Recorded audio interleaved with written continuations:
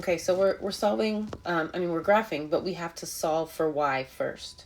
The way this equation is written, we can't graph it yet.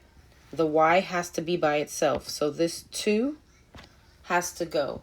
We've practiced a lot with solving for y, so hopefully you're getting more comfortable. So how do I get rid of this 2? Well, it's attached to the y by multiplication, and we always do the opposite to get rid of something. The opposite of multiplication is division, so we're going to divide each term by 2 to get the real equation. So 2 divided by 2 just gives me y. And then here, I'm going to separate my fraction, right? This is my slope, 5 over 2, and then the x is after that, okay?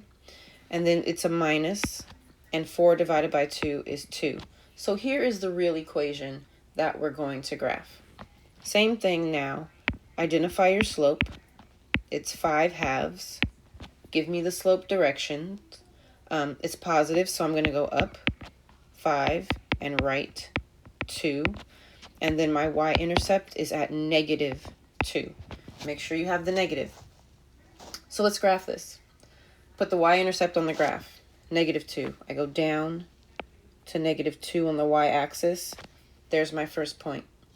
Now I use the slope direction. So I go up 1, 2, 3, 4, 5, and right 2. Put a point. Do it again. 1, 2, 3, 4, 5, and right 2.